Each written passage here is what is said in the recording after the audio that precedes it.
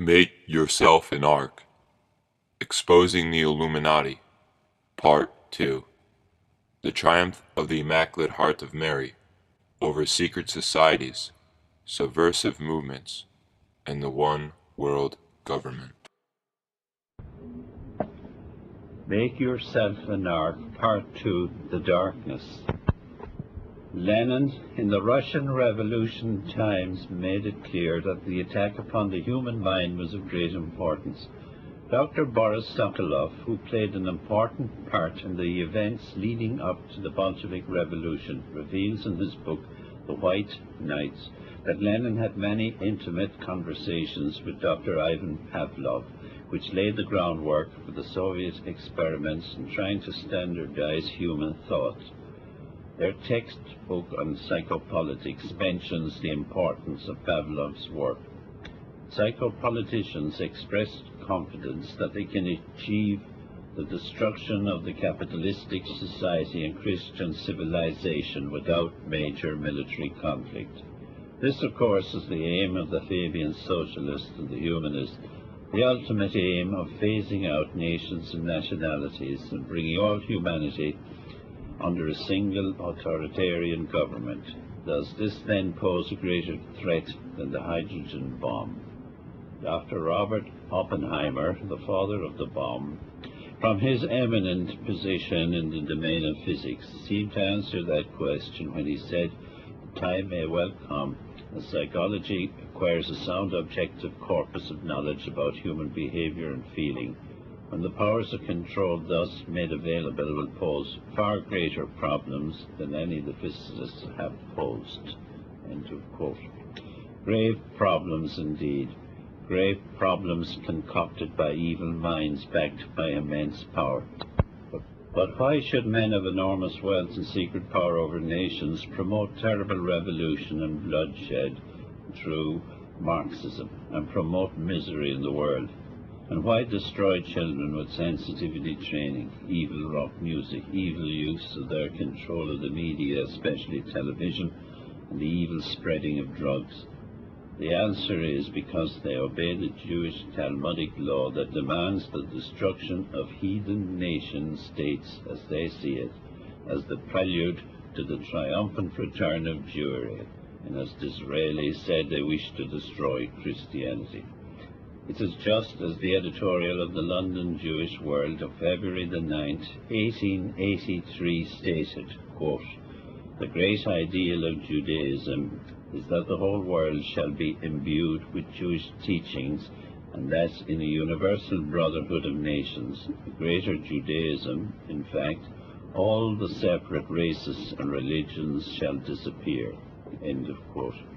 Karl Marx, grandson of a rabbi and the Jewish founder of communism, belonged to a society called the Jewish Union for Civilization and Science. An official of this society, Baruch Levi, outlined its policy as follows in a famous letter to Marx: "The Jewish people, taken collectively, shall be its own Messiah. Their rule over the universe shall be obtained by welding together the other races, thanks to the suppression of frontiers and monarchies. Thus shall be established a universal republic. In this new organization of humanity, the sons of Israel, now scattered over the whole surface of the globe, all belonging to the same race and molded by the same traditional formation, without, however, forming a separate nationality, shall everywhere become the ruling element without opposition. This will be particularly easy if they succeed in imposing on the masses of the working classes the guidance of some of their number. The government of the nations forming the universal or world republic shall all thus pass without any effort into Jewish hands, thanks to the victory of the proletariat. Private property can then be suppressed by the Jewish rulers, who will be everywhere in charge of public affairs. Thus shall the promise of the Talmud be realized, that when the Messianic epoch will have arrived, the Jews shall have control of the wealth of the nations." End of quote. Such is the promise of the Talmud for the Christian. Of course, it is the reign of the Antichrist. Rabbi Louis Finkelstein, unofficial Pope of American Jewry, in his 2-volume work, The Pharisees, writes, Pharisaism became Talmudism, but the spirit of the ancient Pharisees survives unaltered. When the Jew studies the Talmud, he is actually repeating the arguments used in the Palestinian academies. From Palestine to Babylonia, from Babylonia to North Africa, Italy, Spain, France, and Germany. From there to Poland, Russia, and Eastern Europe generally, ancient Pharisaism has wandered. End of quote. As Rabbi Finkelstein says, Pharisaism became Talmudism, but the spirit of the ancient Pharisees survives unaltered. But according to Christ, the spirit of Pharisaism was of the devil. You are of your father the devil, and the desires of your father you will do. He was a murderer from the beginning, and he stood not in the truth, because truth is not in him. When he speaketh a lie, he speaketh of his own, for he is a liar and the father thereof. John's Gospel, chapter 8, verse 44. Thus does God speak of a people who had captured the true Hebrew religion even in the time of our Lord on earth, and who were to instigate the very crucifixion of Christ himself. As St. Paul, who had been a Pharisee and knew them well, said, God gave them over to a reprobate mind. And the Apocalypse tells us, they say that they are Jews and are not, but are the synagogue of Satan. Apocalypse chapter 2, verse 9. There are, of course, many Jewish scholars and many Jews who would oppose the Talmud. The Jewish writer Dr. A. Rudinesco writes as follows. As from the 2nd century, the rabbis of Babylon and Galilee elaborated a religious, political, and social code known as the Talmud. This book regulated the life of the Israelites in a different spirit from that of the prophets and the Bible. Having rejected the gospel, the rabbis were obliged to reinterpret the texts of the Old Bible. They carried out this work by means of oral traditions, more or less consistent with the old texts, the Mishnah and the Gemara. The result of this compilation was a new Bible. The old remains with the Christians. The Talmud is composed of 11 thick volumes. This baneful book, for the most part unintelligible, a sad wreck of the Judaism of the prophets, does not enrich the human spirit. The aim of the Talmud was to save what remained of Israel from being absorbed by Christianity. The old spiritual treasure of the prophets was abandoned by the Rabbinites. While Origen, Clement of Alexandria, St. Jerome, and St. Augustine were enriching Christianity, Judaism was being impoverished by the Talmud. The imposition of the ideals of the Talmud on the new branch of Judaism has been the calamity of the Jewish people even to this day. End of quote from Dr. Rudinesco's work, The Misfortune of Israel, page 25-26. Another Jewish authority, Mr. Bernard Lazare, in his book Anti-Semitism, writes about the anti-Christian action of 18th century Jewish scholars who, as he wrote, had brought forth from oblivion old volumes of Hebrew polemic written in refutation of the Trinity and Incarnation, and attacking all dogmas and forms of Christianity with a bitterness entirely Judaic, and with all the subtlety of these peerless casuists who created the Talmud, published blasphemous tracts and pseudo-lives of Jesus, the character of the Toledoth Jesu. The 18th century repeated concerning Jesus and the Virgin the outrageous fables invented by the Pharisees of the 2nd century. End of quote from Bernard Lazare's work Anti-Semitism, pages 306-307. That the spirit of Satan lives on in Talmudic Judaism is proved from the Jewish Kabbalah, with its tradition of occult demonistic practices originating in Babylon and in Egypt. Although such practices were condemned by the Old Testament, it was claimed that about half of all Jews at the end of the 19th century were Kabbalists. The historian Nesta Webster, in her book Secret Societies and Subversive Movements, page 10, quotes an authority, Eder Sheem. It is undeniable that already at the time of Jesus Christ there existed an assemblage of doctrines and speculations that were carefully concealed from the multitude. This kind bore the name of Kabbalah. It represented the spiritual traditions transmitted from the earliest ages, although mingled in the course of time with impure or foreign elements. End of quote. The Universal Jewish Encyclopedia 1943 edition states, quote, "The Jewish religion as it is today traces its descent without a break through all the centuries from the Pharisees. Their leading ideas and methods found expression in a literature of enormous extent, of which a very great deal is still in existence. The Talmud is the largest and most important single piece of that literature, and the study of it is essential for any real understanding of Pharisaism." End of quote. Also, the Jewish Encyclopedia observes, the Kabbalah is not really in opposition to the Talmud, and again, many Talmudic Jews have supported and contributed to it. Adolphe Frank does not hesitate to describe the Kabbalah as the heart and life of Judaism.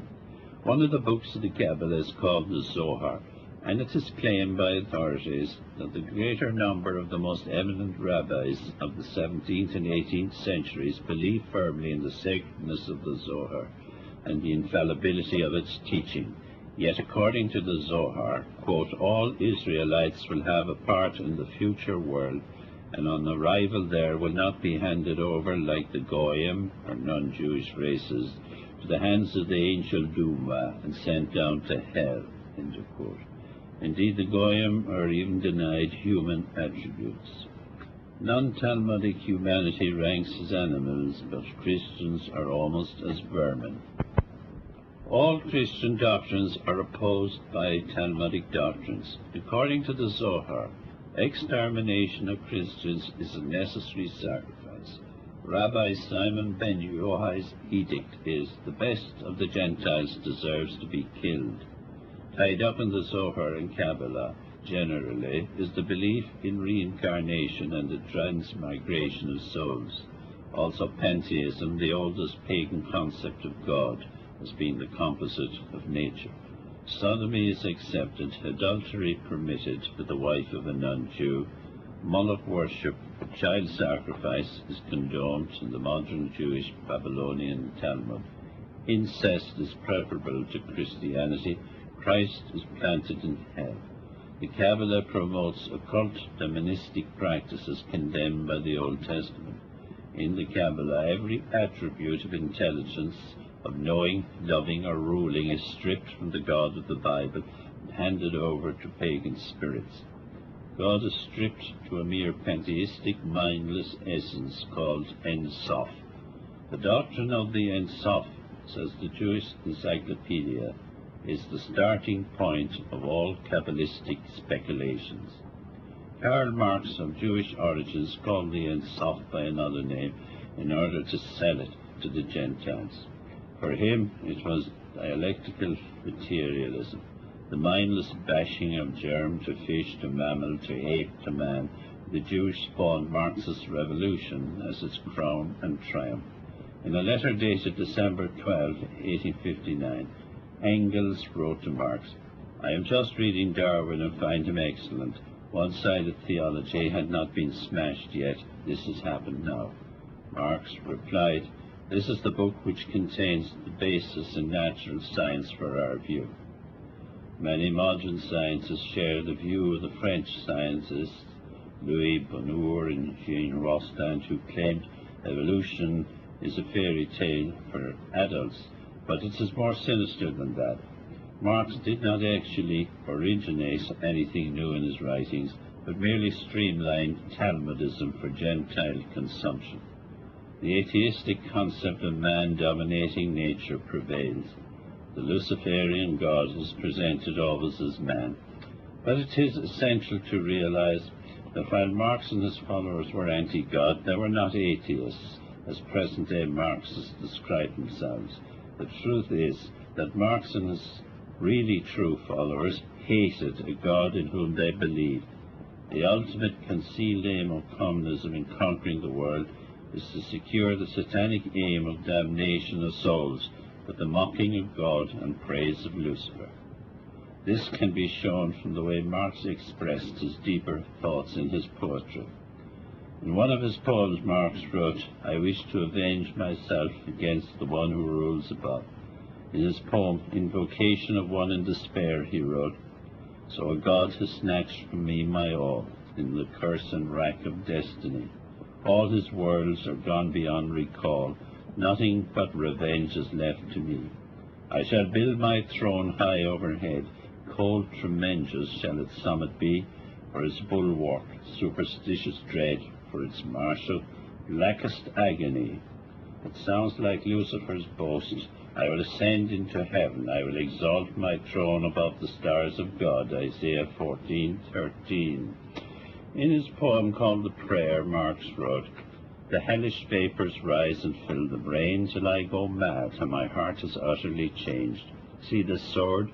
The Prince of Darkness sold it to me, for he beats the time and gives the signs. Ever more boldly I play the dance of death."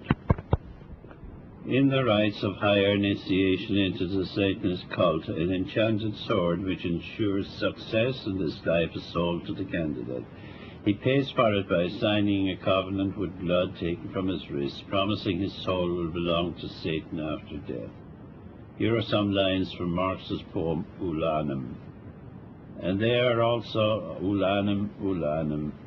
The name rings forth like death, rings forth until it dies away in a wretched crawl. Stop, I've got it now. It rises from my soul as clear as air, as strong as my own bones.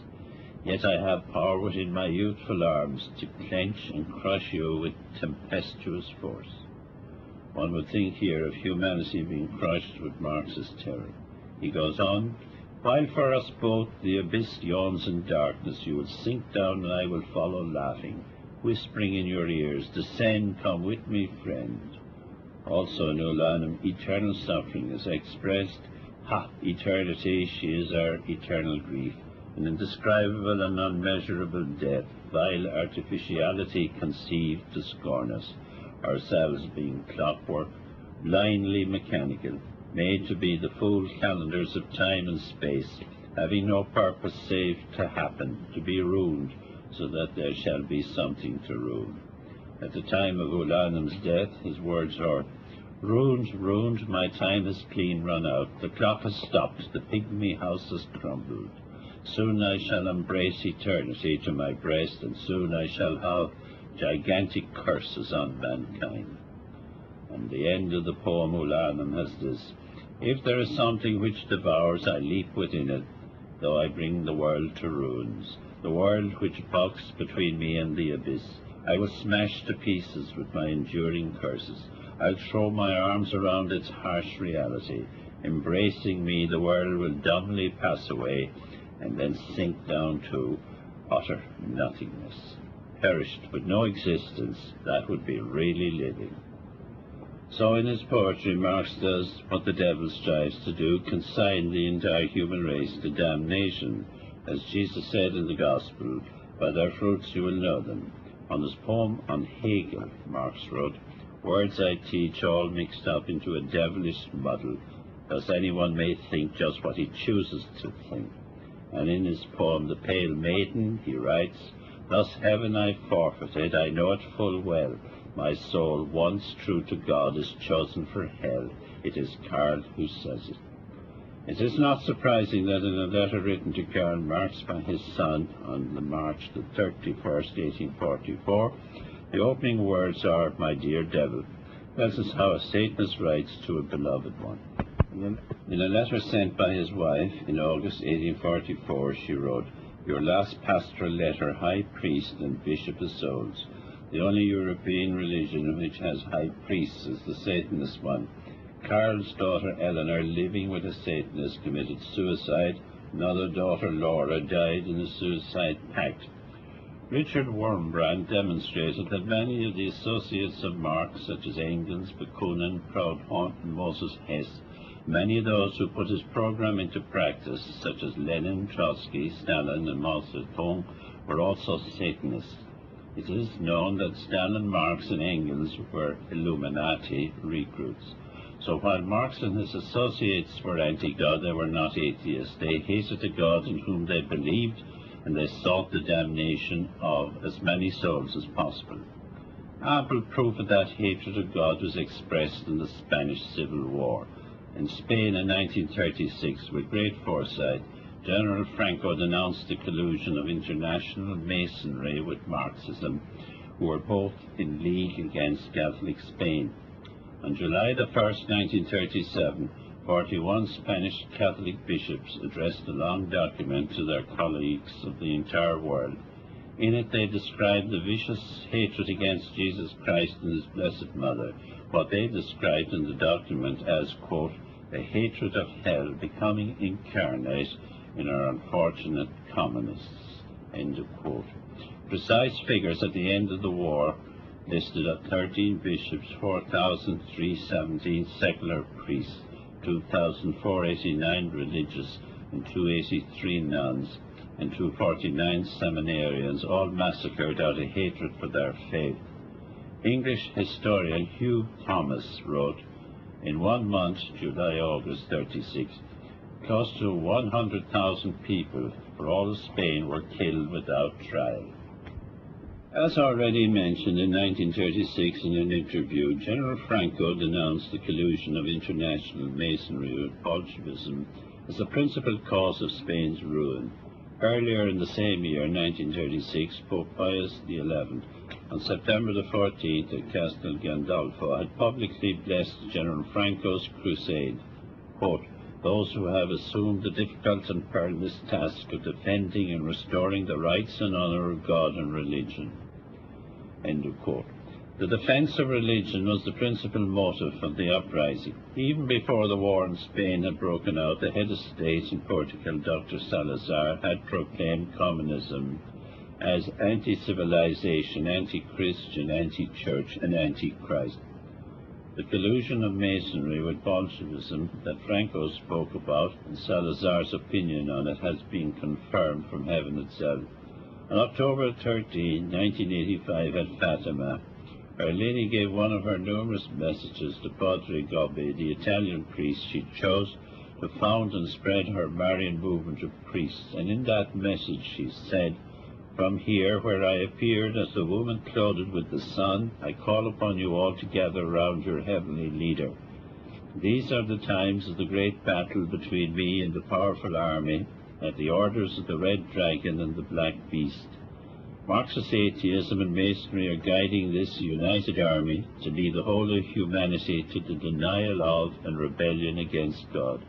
At its head there is Lucifer himself, who is repeating his challenge today of ranging himself against God to make himself adored as God. With him there are fighting all the demons who have been poured out upon the earth in these times from hell, in order to lead the greatest possible number of souls to perdition. With them there are united all the spirits of the damned and those who in this life walk in the rejection of God, whom they offend and blaspheme, and walk along the road of egoism and hatred, evil and impurity. They make their one and only aim the quest for pleasures. They satisfy all the passions, fight for the triumph of hatred, evil and impiety. The army which I myself lead is formed of all the angels and saints of paradise, guided by Saint Michael the Archangel, who is the head of the whole heavenly army. This is a great battle, which is fought above all at the level of spirits. On this earth my army is formed of all those who live for love and glory of God according to the grace which they received in their holy baptism, and who are walking along the sure road of perfect observance of the commandments of the Lord. This army of mine is formed from all my little children who are answering yes to me today in every part of the world. It is with my army that I am preparing the way on which the glorious reign of Jesus will come to you, and will be a reign of love, of grace, holiness, justice, and peace. From this place where I appeared, I repeat to you today my motherly appeal. All of you unite as quickly as possible in this my army. End of quote. We can see now from where Karl Marx got his inspiration for his black poetry. In a similar message to Father Gobbi 2 years earlier, Our Lady proclaims our times as apocalyptic, as she reveals what the Red Dragon and the Black Beast of chapters 12 and 13 of the Apocalypse really stand for. Now the struggle between your heavenly mother and her adversary has entered into its decisive stage. The woman clothed with the sun is fighting openly with her army against the army under the orders of the Red Dragon, whose service the black beast come from the sea has placed itself. The Red Dragon is atheistic Marxism, which has now conquered the whole world and has led humanity to construct for itself a new civilization without God. Because of this, the world has become an arid and cold desert, immersed in the ice of hatred and in the darkness of sin and impurity. The Black Beast is also Masonry, which infiltrated the church and attacks, wounds, and seeks to destroy it with its subtle tactics. Its spirit is spreading everywhere like a poisonous cloud and leads to the paralysis of faith, extinguishes apostolic ardor, and drives men even further from Jesus and from his gospel. End of quote. So, Lucifer is on the attack. Lucifer hates God, but he can only attack God indirectly through God's creation. The main attack is naturally directed against what is dearest to God in his creation, namely the Catholic Church, which is the mystical body of Christ, and of course the immortal souls of mankind made in the image of God. Lucifer guides his united army, Marxist atheism and Masonry, directed by Lucifer according to the Mother of God.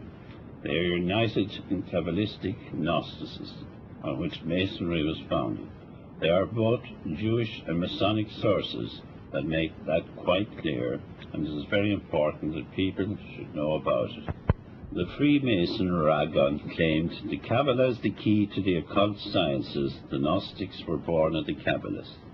Modern craft Masonry is largely founded on the Kabbalah. Rosicrucian Masonry was a medium for the propagation of Gnosticism and a center for political activities. The fundamental principle of Gnosticism was the double divinity, dual principle, claiming that the good God was Lucifer and that the God of the Christians, Adonai, was the God of darkness and evil. This belief in two uncreated principles is linked with Manichaeism and Gnosticism. The New Catholic Encyclopedia under Gnosticism, page 523, states that the great and dangerous heresy of the 3rd and subsequent centuries, Manichaeism, is generally regarded as the direct heir of some leading Gnostics.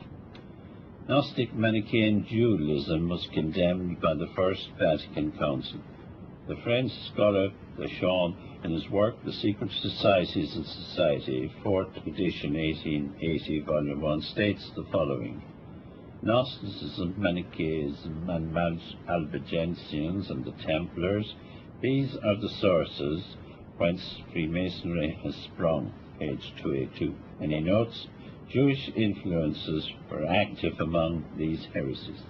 The New Catholic Encyclopedia stated that it cannot be denied that there are Jewish elements in the pseudo-Christian forms of Gnosticism. But far from denying it, the Jewish Encyclopedia claims a relationship of Gnosticism to the Kabbalah, and here are some extracts from it. Gnosticism was Jewish in character long before it became Christian. Unquestionably antedates Christianity. The Jewish Encyclopedia also mentions Babylonian and Syrian doctrines in the makeup of Gnosticism, as well as Persian and Hellenistic influences, and also magic. Quote, magic also, which, as will be shown further on, was an important part of the doctrines and manifestations of Gnosticism. And again, magic at first approached with fear likewise loses its terrifying aspects as the circle of its disciples enlarges. The same thing happened in the case of Gnosticism, which is itself largely colored by magic. End of quote. And another quote from the Jewish Encyclopedia. Krochmal and after him Joel have already pointed out Gnostic doctrines in the Zohar. Further investigations will show the relationship of Gnosticism to the Kabbalah, as well as that of both to magic in general. And another quote, Gnosis is neither pure philosophy nor pure religion, but a combination of the two with magic, the latter being the dominant element. Photostat copies of pages from the Jewish Encyclopedia containing these quotations can be seen in Elizabeth Dilling's book, The Jewish Religion, Its Influence Today, 4th edition, 1983, the Noontide Press. The celebrated Rabbi Eli Ben-Mose, in his work Israel et Humanite, wrote, "What is certain is that Masonic theology corresponds well enough to that of the Kabbalah." When his work was republished in 1961 under the editors Dr. Modiano, president of the Representative Council of the Israelites of France, and the Grand Rabbi Taof, they added a footnote as follows, quote, "To those who may be surprised by the use of such an expression, we would say that there is a Masonic theology in the sense that there exists in Freemasonry a secret philosophic and religious doctrine which was introduced by the Gnostic Rosicrucians at the time of their union with the Freemasons in 1717. This secret doctrine, or gnosis, belongs exclusively to the high or philosophic degrees of Freemasonry." End of quote. Page 73. The rabbi's reference to Gnostic Rosicrucians uniting with Masons in 1717 refers to the founding of the English Grand Lodge, but the Rosicrucians go back much further, with many names associated intimately with this esoteric organization. One famous name is that of Faustus Socinus, named after Faustus the Manichae. Socinus died in 1604 and had founded an association that had sworn hatred to the Catholic Church with intent to be subversive to all its teachings. It is claimed that the principal Socinian Rosicrucian documents dating from the time of Faustus Socinus are preserved in the Sovereign Patriarchal Council of Hamburg, that is the supreme Jewish lodge secretly affiliated with international Masonry. One of the so-called founders of Freemasonry in 1717, a Protestant clergyman named Anderson, in 1723 drew up the Constitution for the free and accepted Masons. Vicomte Leon de Ponsens, in his book Freemasonry in the Vatican, relates how in 1945 a secret Masonic document entitled La Masoneria was published in Florence for circulation among the lodges. In that document, some extracts from Anderson's Constitution were as follows. The appellation free and accepted, recalling the Church of St. Paul, was retained in order to remove any suspicion as to the real aim of the infant Freemasonry, which has always been to work for the triumph of pure Gnosticism and liberal rationalism throughout the entire world. Under the name of apprentice companions and masters, the army of pure Gnosticism set out to conquer the world.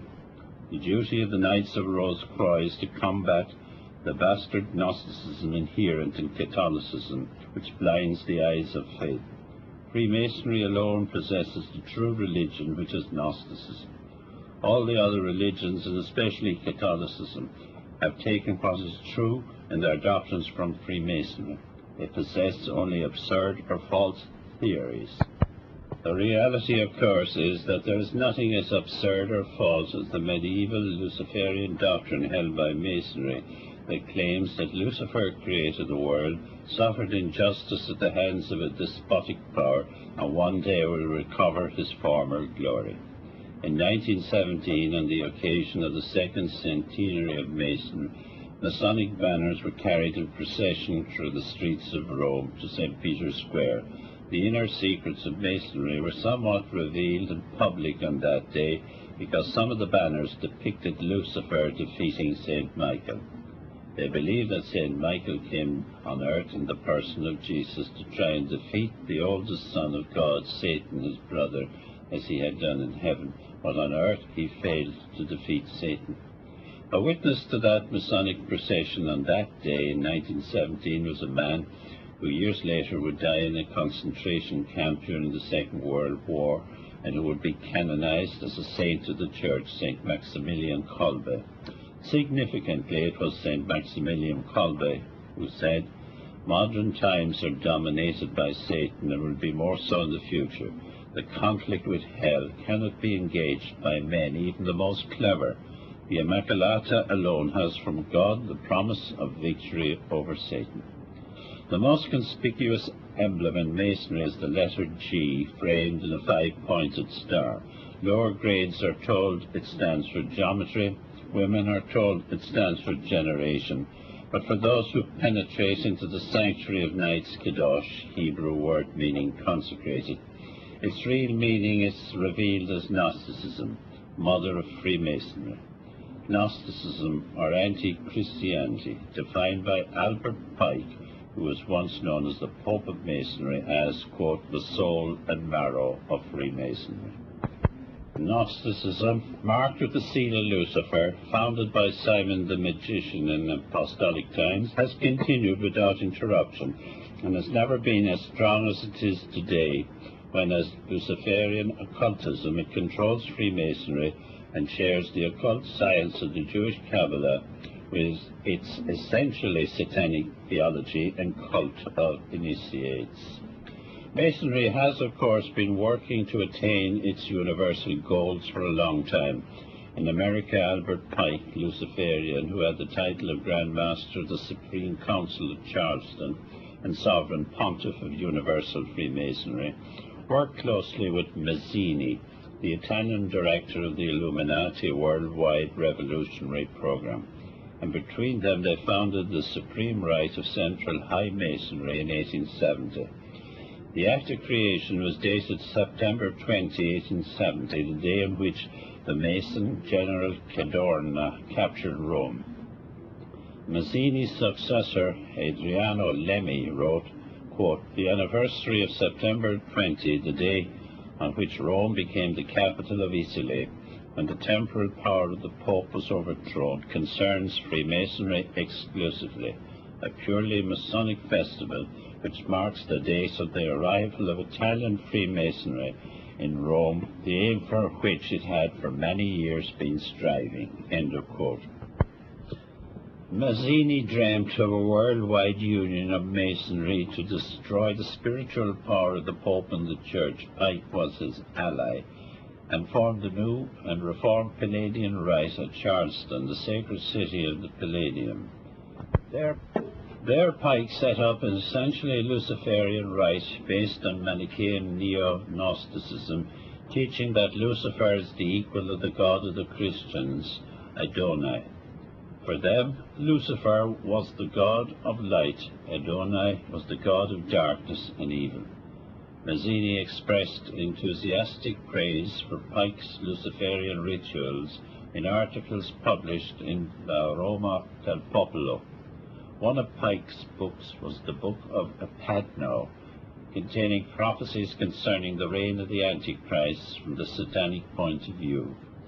Instructions issued by Pike, the Pope of Masonry, to the 23 Supreme Councils of the world, and recorded by A.C. de la Rive in his book on Universal Masonry, included the following, quote, that which we say to the crowd is, we worship God, but it is the God that one adores without superstition. To you, Sovereign Grand Inspector Generals, we say this, that you may repeat it to the brethren of the 32nd, 31st, and 30th degrees.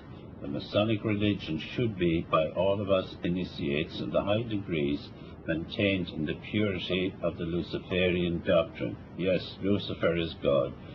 Lucifer, God of light and God of good, is struggling for humanity against Adonai, the God of darkness and evil. End of quote. It is not a secret that Luciferian occultism controls the real masonry of the Kabbalistic degrees. In 1871, Pike wrote to Mazzini about plans to achieve world domination after a Third World War. The letter is catalogued in the British Museum Library, London, and in it he wrote, we shall unleash the nihilists and atheists, so we shall provoke a formidable social cataclysm which, in all its horror, will show clearly to the nations the effect of absolute atheism, origin of savagery, and of the most bloody turmoil. Then everywhere the citizens, obliged to defend themselves against the world minority of revolutionaries, will exterminate those destroyers of civilization, and the multitude disillusioned with Christianity whose deistic spirits will be from that moment without compass direction, anxious for an ideal but without knowing where to render its adoration, will receive the true light through the universal manifestation of the pure doctrine of Lucifer, brought finally out in the public view, a manifestation which will result from the general reactionary movement which will follow the destruction of Christianity and atheism, both conquered and exterminated at the same time. End of quote. International control was very much part of Mazzini's dream also. He had said, "We aspire to corrupt in order to rule." Nesta Webster, in her World Revolution, page 179, shows that Mazzini and Karl Marx were for a certain length of time closely associated, preparing the subversion of the socialist labour movement. When Mazzini felt himself to be dying, he designated Adriano Lemmi as his successor in 1872, with Pike concurring. A 33-degree Mason, Dr. Domenico Margiotta, in his book Adriano Lemmi, on page 97, reveals that Albert Pike, in revealing the Luciferian cult of his Palladian lodges, quote, had only specified and unveiled the dogmas of the high grades of all other masonries, for in no matter what rite, the great architect of the universe is not the God worshipped by the Christians. End of quote. Lemmy, the third Masonic Pope, said on the day after his election, "We must not forget that Masonry had Italy for its cradle and the Socialists for its founder." Lemmy, an ex-Catholic, was instructed in the Talmud by a Polish rabbi when, as a young man, he was in Constantinople, and initiated into the magic of the Kabbalah by another rabbi. Lemmy played a big part in all politico-Masonic assassinations, and as the palladist, with a savage hatred of the Church, directed the de-Christianization of Italy. He established 10 anti-clerical auxiliary lodges in Rome, and similar lodges in every important town in Italy. Also, he led a movement to spread the nature cult. His instructions, like those of Pike and Mazzini, advocated a terrible social upheaval to facilitate the Luciferian cult. It was always to be expected that the final stages of Lucifer's attacks would involve serious infiltration of the Catholic Church, leading to the reign of the Antichrist. A few years after the Congress of Vienna, 1819-20, the French, Austrian, German, and Italian Grand Masters of the lodges drew up what was called the Permanent Instruction, in which they called for the total annihilation of Catholicism and even of Christianity. Quote, "Induce the clergy to march under your banner in the belief that they are marching under the papal banner. Make the younger secular clergy and even the religious receptive to our doctrines. Within a few years, this same younger clergy will of necessity occupy responsible positions. Some will be called upon to elect a future pope. This pope, like most of his contemporaries, will be influenced by those humanitarian principles which we are now circulating. The dream of the secret societies will be made real, for the very simple reason that it is founded on human passions." End of quote. See page 534, The Keys of This Blood by Malachi Martin. So the Masonic ideal for the annihilation of Christianity is very similar to the great ideal of Judaism as expressed in the editorial of the London Jewish World of February the 9th, 1883, in which it is stated, "The great ideal of Judaism is that the whole world shall be imbued with the Jewish teachings, and that in a universal brotherhood of nations, greater Judaism in fact, all the separate races and religions shall disappear." End of quote. Our Lady herself has said that they are united under Lucifer. Their common aim is to conquer the world for Lucifer.